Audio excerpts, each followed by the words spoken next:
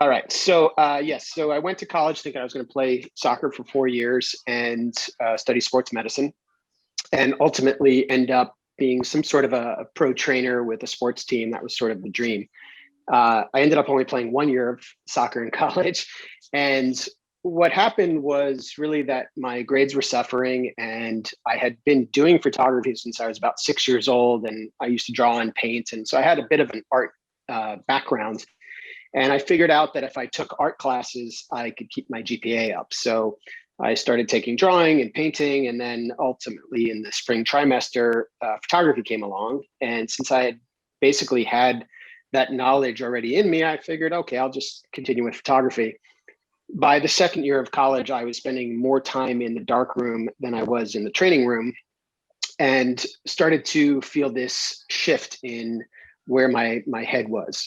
And that was very unusual for somebody like me because I'm a very decisive person. And I literally, all through high school, knew exactly the path that I wanted to be on. And my best friend, who's still my best friend since I was 3, actually said to me, "Nah, man, you're an artist. You're going to be an artist." And ultimately, it did come true, which we still joke about today. But after that second year of college, I really started to, one, think college was a waste of time for me. Uh, and I was fortunate enough to have a very good advisor who pushed me to join a program in New York City, working for 2 photographers for about 10 weeks, which is the same as one of the trimesters for college. That experience was really my only assisting experience, minus one minor other thing I'll mention. Uh, but really, that was the change of my path. And at that point, I really decided, one, New York City was where it was at, and the real world was where it was at, and that I really did not want to go back to college. But I'm the kind of person that likes to finish something I start. So I did go back to school, but at that point, I did switch fully to being an art major with a specialization in photography. Ultimately, being the only photography major in my class, which was kind of odd, but also great at the same time. Then I followed up that semester at school, trimester at school, with that internship at GQ. And at that point, I really did discover something that I wanted to do. I had sort of made up my mind that I did not want to live in an apartment in Brooklyn with 12 roommates. And, that was the experience I was having in college already. So I sort of latched on to this idea of being a photo editor and sort of sold myself on the idea that I was a better uh, editor than I was a photographer. I was better at looking at people's work, and I would always have photography around to sort of have as a hobby. And I was being exposed to so much amazing photography in this short period of time. And at the same time, I was on set with these amazing photographers, and I sort of was befriending this community of photographers that was, none of which influenced me to want to be a photographer. And I kept telling myself, you don't want to be a photographer, you don't want to be a photographer. So in that, experience, I really got to see not only the combination of what I learned in college as far as the kind of photography that I was attracted to, which always has sort of lent towards the masters of photography like Irving Penn and Bresson and Bresson and that lot of photographers. And then, from a contemporary standpoint, one of the very first jobs I was on was with the great Albert Watson, and it was with David Bowie. And I always tell this story how everyone in the office was really jealous that I was going to meet David Bowie, but I literally shook hands with Mr. Bowie and said, "Thanks for doing this today." And all my attention was focused on Albert Watson and his setup and, everything he was doing. I mean, I was a huge, and still am a very huge admirer, and he influences me constantly. I still look at his work on a very regular basis. And then I was sort of in a very unique position in that I sort of got very close with the great Harry Benson, legendary photographer who came to America with the Beatles and has photographed every president from Eisenhower to Trump. And really that experience shaped a lot of who I am as a photographer. I would have lunch with Harry regularly. He used to pull a little trick where he would have me come to his house to pick up the jobs that he was shooting rather than a messenger. And he would always make a story up that it was too valuable to go with a messenger. So he would ask me to personally go and get it. And he was sort of a mentor and a third grandfather in a lot of ways. And the stories I would get from Harry, again, just shaped so much of who I am as a photographer. And, with that, I still was in school. And at school, I was really being pushed towards sort of the art aspect of being a photographer. But I think I was always commercially minded. I think the influence from working at the magazine, and then add to that, seeing that I did not necessarily look at a career as a art photographer and didn't know how I could do that. Whereas commercially, it made a lot more sense to me. I then went on to going back to GQ after I graduated, and then ultimately moving through a number of magazines for about 13 and a half years. So GQ, Esquire, ESPN, Marie Claire, Men's Health, Men's Journal, Us Weekly, all of these titles, hiring the great photographers of our time during the 90s and early 2000s, and then still having a photography career of my own. Yes, I can hear you now. Where I was shooting, still life primarily. And a part of the reason that I lent towards that was that it was a very great side hustle. Everyone sort of knew me as a photo editor, and I didn't really have to display myself out there. I kind of just got jobs through word of mouth. And at the time, the first boss I had at GQ, quite frankly, was a music manager who was temping at GQ and ended up as the senior photo editor. And so I saw it as a situation where I could take advantage because I had a photography background, I had an art history background, and I had experience on set at that point. So I looked at it as I was this kind of unique person at the time. There wasn't a lot of photographers who were also photo editors. Nowadays, it's quite different. So what ultimately happened, though, is that I started to get better and better as a photographer. I was teaching myself lighting. I was teaching myself medium and large format, all things that we didn't do at school. And then essentially started to get into this very odd position where my creative director bosses would say, well, why don't you just do this job because you get it. It makes more sense that you do it. Or there were situations where maybe the budget was super tight and they said, well, you know what, if you go in, then we can save a little bit of money. And I was working deals with these magazines that hired me where I would work at a lower rate so that I could have my salary plus a little extra on the side to do these photo shoots. And it started to stick with me each place I went. And ultimately, my portfolio was growing and growing. I was moving from shooting still life to travel and adventure and beauty and celebrity and pretty much everything. So I kind of dipped my toe in all these different areas. And I think, again, that goes back to that influence from photographers like, I'll mention Penn as the main one because he really does shoot everything. And I really kind of started to develop this idea that photographers shoot what they see. Now, there's nothing wrong with the photographer who specializes in still life or specializes in travel or portrait or celebrity. I just happen to be one of those ones that can do a lot of different things. And it's ultimately in the eye of the beholder, but I think I do them all fairly well. And that kind of brings us to, the main point for me, which is that, it comes down to lighting. And I've had this belief throughout my whole career, which is pretty much that lighting is as much a part of telling the story as the subject of the image is. And I was also a psychology major in college. So I've always sort of blended the two sets of mind in this, and the idea that there's a psychology behind how you light and how you perform your job on set. And it has a lot to do with how successful you can be as a photographer. So fast forward or so to 2003, and essentially what took place at that point was that I started to find that I was on set watching photographers screw up jobs that I knew that I could do. And it got very frustrating as a photo editor. No matter how good I thought I was as a director, there was times where photographers just didn't get it. And I think what worked well for me as a photo editor, the reason I could work at all these different types of magazines, from a GQ to a Marie Claire, is that I understood the voice of the client being the magazine. So because I understood the voice, I could sort of be a chameleon, and I could sort of blend my direction to the photographers on how I wanted them to do that job to speak to that voice of each of those magazines. And then as a photographer, I was doing the exact same thing. And then what kind of dawned on me was that I was sort of in a very odd position in that I knew I could do these jobs. I had built a certain amount of confidence, and it was really a byproduct of these creative directors who were so kind to me to give me the work that they believed that I could do. So I believed I could do it.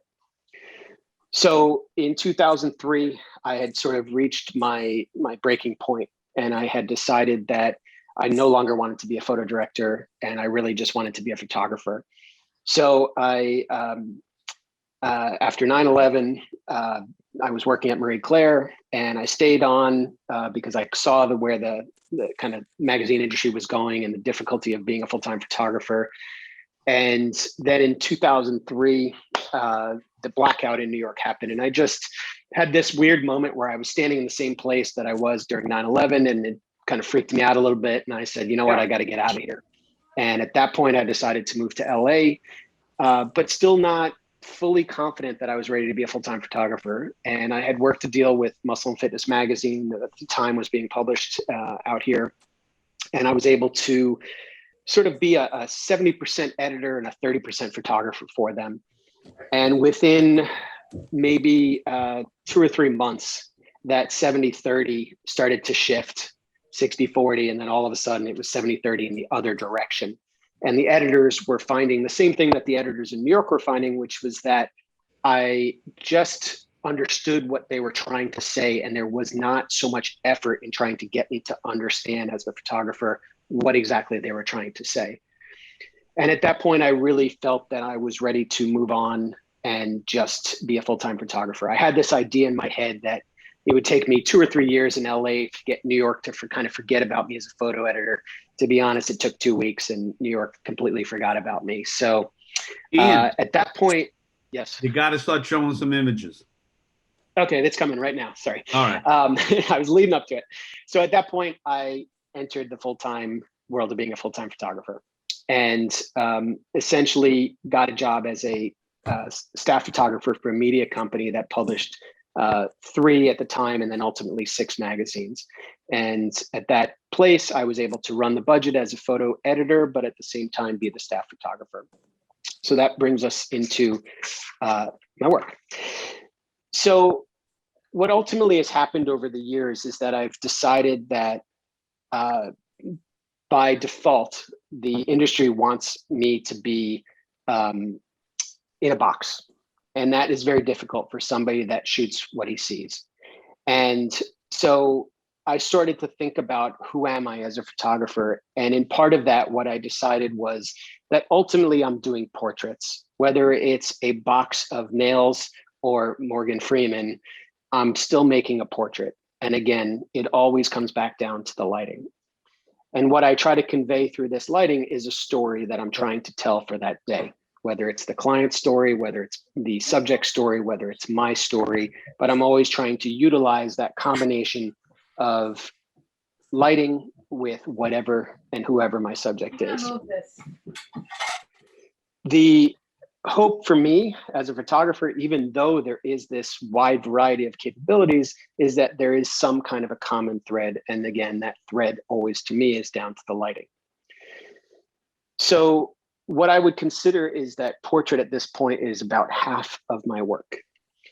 And the reason I say that is that I still get work in a very different area, which is in the fitness community.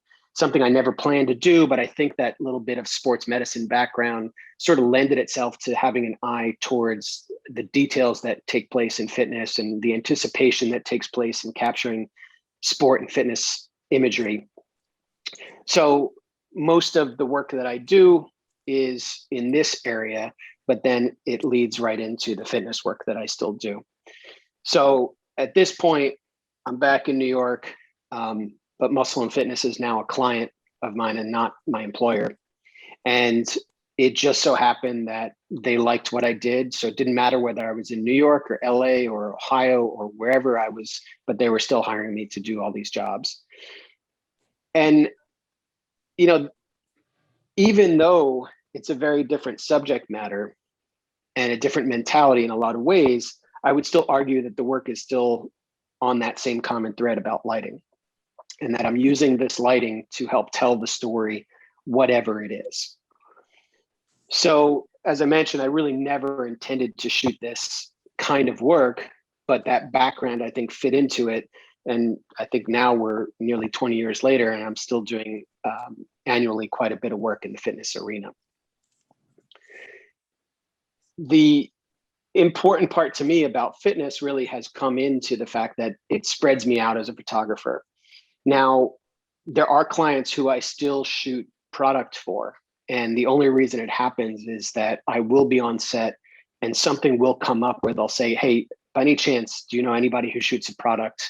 And I say, well, I can, you know, what is it? And it's become a very big asset for me. And I think for as many years as I fought with clients, helping them understand that I could shoot travel and I could shoot portrait and I could shoot still life, now it's becoming, it's sort of how things go. They go in circles in a lot of ways and things change constantly.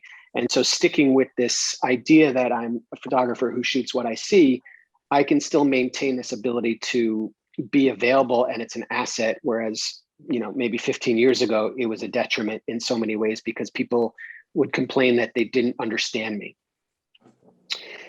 If there's one piece of advice that I would give to photographers, and I don't care if you are a new photographer or the most seasoned photographer, and it's the importance of personal work. This is where I push myself and I experiment and I try to showcase what I see without a product attached to it, without a client attached to it, without any other mentality other than my own. And I can't stress enough how important it is to continually have personal work as something that's part of what you do on a regular basis. And Ian, this is part of, yes, sir. When you come up with your personal work, how do you go? What's the process you go through? I'd like to shoot this, or this Sure. is something I had in the back of my head.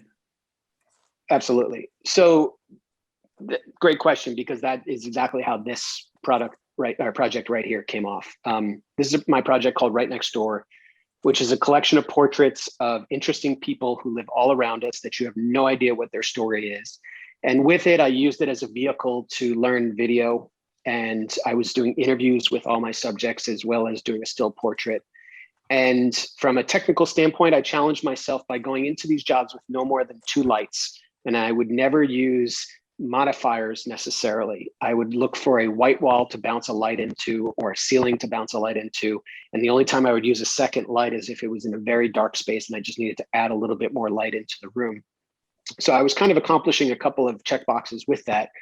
And the idea formed from a barbecue that I was at, where I was having a chat with this guy who I'd never met. And he was talking, he was kind of going like this. And I got into a whole conversation about back pain.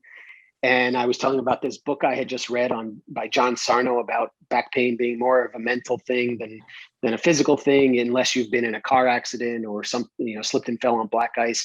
And he goes, well, I got shot 9 times, so that's why my back hurts.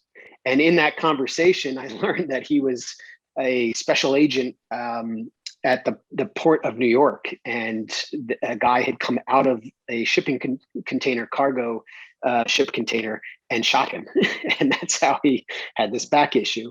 And it started this idea in my head of something I wanted to showcase, how we don't talk to people anymore, how we live our lives buried in our phones and iPads, and we just don't really collaborate with our neighbors as much as we used to. So it was a sort of a comment on that aspect. And then at the same time, as I mentioned, from a technical standpoint, I consider myself a very technical photographer in a lot of ways, and I'm very precise with where I'm going to put my lights and all that. And with this, I wanted to throw all that out the window and just show up with a couple lights and bang them into a wall, and that would be it. So that project was about 3.5 years, which spanned over the time that I moved back to LA for the second time, which is where I live now. And sort of just fizzled out a little bit, but I sort of felt like I had finished it. I got some nice attention to it. I got it published in a few different places. And ultimately, I put the stories up on my website. Never fully got around to as much of the video as I wanted to. I captured a lot of it, but I did learn that I really hate editing video. As much as I love retouching, I cannot stand editing video. So now I learned that I collaborate with another entity to do that. So my latest personal project is called Moto, and it is just, again, an idea that sort of came to me driving down the road, which we do a lot of out here. And I basically I love motorcycles. I don't ride one, but I sort of want to. But I kept seeing all these people riding motorcycles, and how many different people ride motorcycles out here. And what I essentially decided was that I was going to base my subjects on the bikes and the bikes that I like, and then wanted to meet that person as a result of it and make their portrait. So I'm very carefully handpicking who my subjects are for this. And as an added challenge, I wanted to shoot something in a different style than I normally do. I tend to shoot, for all you technical people, I tend to shoot usually around f7.1. That's kind of like sweet spot on most of my lenses. So it's kind of where I live most of the time. And I wanted to shoot with a much higher aperture. So I thought I would challenge myself with that. And then to add to that as well, made an entire studio out of my living room in order to do this, which includes, lights pushed all the way up against the front door and me jammed into a little small space and shooting down this very narrow tunnel between the staircase and my living room. And to add to that, I started it 2 days before the pandemic hit.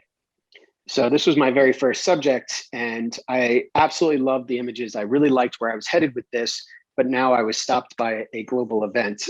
And I sat still for about 5 weeks, and I really couldn't take it anymore. So again, always sort of having that commercial mind inside, I thought, how can I utilize this situation to have something in my arsenal to continue to work as a photographer during this difficult time? And what I discovered was that a combination of my equipment and my ability to create this studio on location like this, which is something I was doing fairly regularly, but never in my house, it allowed me to have a marketable product to put out to the world and say, look what I can do in my home during a period of time when we can't necessarily go into studios and all those other limitations.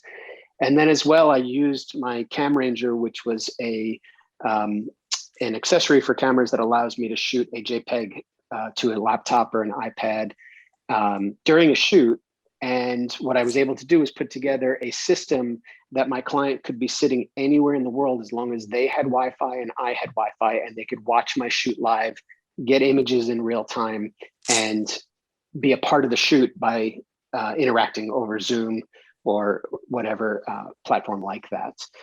So I continued to shoot at that point, and now I've got a handful of subjects done, and I've just continued to do it in a very safe manner. I took a COVID compliance course so that I could put myself in a position to just be more knowledgeable about whatever was to come next. And it's, in my mind, it's about adapting, and I'm a big believer in that adapt or die mentality. So pushing myself always to be in a place where I've got something that can be sold to clients and potential clients to continue to bring work to me, to continue to do what I love, and to not ever have to go backwards, but always to keep moving forward. So at this point, I would love to take any questions you might have. I hope that kind of gave you a glimpse of this sort of unusual path that I took, and I'll open the floor up. Yeah, so on my video. So where do you go with this project? Is it over? Do you continue? What do you want to do next, Ian? So before we kind of went live, we were kind of chatting a little bit about books, and of course, it's ever mindful to get your work published. I have a couple of books under my belt, but quite honestly, I never found the experience great. It is something that I consider, and I do still talk with a lot of creative director friends about if they have any interest in it. I am still shooting. I've got about a dozen subjects done, handpicked, as I said. So it's a little slow of a process. I have a couple people lined up who are waiting to get vaccinated, or different reasoning behind it, or just availability issues. So I'll know, I guess, when I'm done, when I feel like I've got a good representation of the community that I'm trying to showcase. I am photographing the bikes a little bit, mind you. I didn't show any, but it's really about the people. And I'm sort of open to the idea of printing it. I might self-publish it. I have been able to get some press from PPA on it, and I got an article published on really the behind the scenes aspect of how I took this difficult situation and turned a living room into a studio like this. And I think, for teaching purposes, it's great for the lectures that I do. And then if it attracts some attention, great. I mean, some of the people that I photographed are connected to Harley Davidson. Some of them are dealer ownerships, things like that. So, again, it's that commercial mind that sort of takes over quite often. I'm not so interested in, the artist part in some ways, but I do talk a lot about being an artist and a business person. I think that's a big sort of left brain, right brain type mentality that I have. So that's kind of that. So you mentioned the bicycles. Will you do any still life? Because I'd love to see that stack of nails. I have shown some of the bikes. They're on my website. If you go to that personal work section of the site, you see a couple of the bikes there. And as well as that influence is always ever present, but I photographed the glove of one of the guys just because it looked cool, and it was a very sort of Irving Penn style, if you want to go there. So yeah, it still is there, and it's living on my website at this point. And again, PPA or some other, Westcott, which is one of my sponsors. I've had a great relationship and ability to use, Instagram and other social media outlets to really showcase this work. And, hopefully somebody will see it and say, oh, well, we need to do something with this. Yeah, see that's, I mean, this is really a great marriage for doing personal work that you can end up using to promote yourself, that gets you commercial work, right? You're doing something that you love. And that's very much the intention. Yeah. Yeah. You're doing something that you love, that you can end up, creating a piece that, any, whether it's in the motorcycle field or any space, just seeing beautiful portraits done, with beautiful light. I mean, that's the dream, right? It's Absolutely. really terrific. Really terrific.